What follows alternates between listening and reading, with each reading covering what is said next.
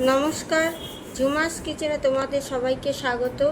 আজ আবার তোমাদের সামনে নতুন একটা রেসিপি নিয়ে হাজির হয়েছি। রেসিপিটি হলো জলপাইয়ের চাটনি। তাই দেরি না করে চলো রান্নাটা শুরু করি। এই রেসিপিটার জন্য লাগছে জলপাইটাকে আমি আগে থেকে একটু নুন দিয়ে সেদ্ধ করে নিয়েছি। আর লাগছে নারকেল, এটা লাগছে পোস্ত আর চিনি। আমি এবার নারকেল আর পোস্তটাকে মিক্সিতে পেস্ট করে নিচ্ছি। দেখো আমি রান্নাটা শুরু করলাম। আমি গ্যাসটা জ্বালিয়ে কড়াই বসিয়ে দিয়েছি। কড়াইয়ের মধ্যে একটুখানি জল আছে, জলটা শুকিয়ে গেলে আমি তেল ঢালবো।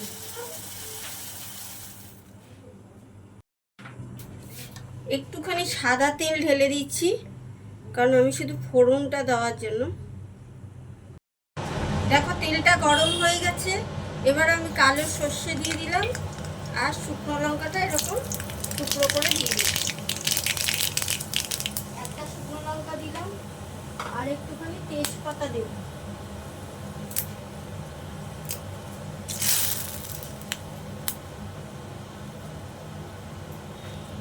এই যে ফোড়নটাও হয়ে গেছে। এবার আমি এই নারকেল আর পোস্ত যে বেটে রেখেছি এটা দিয়ে দিচ্ছি।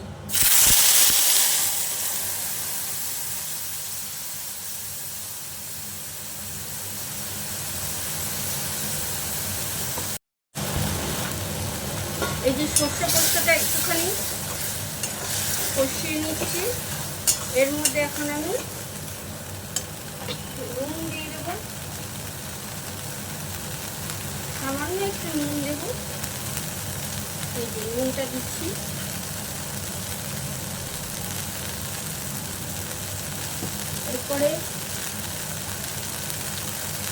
এরপরে সামান্য একটু হলুদ দিচ্ছি, বেশি দেবো না, একটুখানি দিচ্ছি।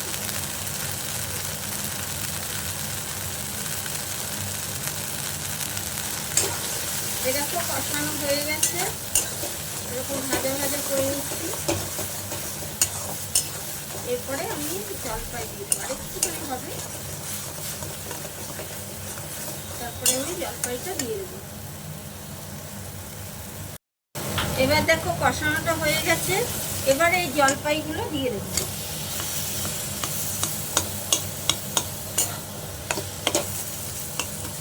জলপাইগুলো দিয়ে এবার আমি ভালো করে কষিয়ে দেবো।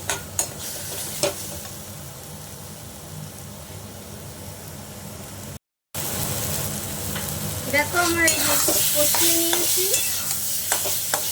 এবার আমি একটু সামান্য জল ঢেলে দেবো, বেশি দেবো না জল, কারণ এটা একটু মাখা মাখাই হবে। ব্যাস এইটুকুই দেব।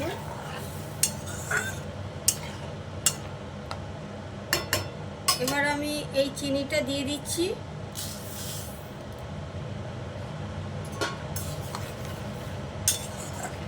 জলপাইটা খুব টক, তো সেই জন্য সেদ্ধ করে জলটা ফেলে দিয়েছিলাম। এবার জলপাই চাটনিতে একটু চিনি বেশি লাগে, সেই জন্য একটু বেশি করেই চিনি দিয়েছি। এবার একটু চিনিটা গলে গেলে নামিয়ে দেবো।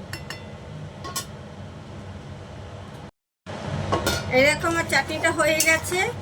এবার আমি গ্যাসটা বন্ধ করে দেবো, দিয়ে একটা পাত্রে আমি ঢেলে নেব। দেখো আমার জলপাইয়ের চাটনিটা রেডি।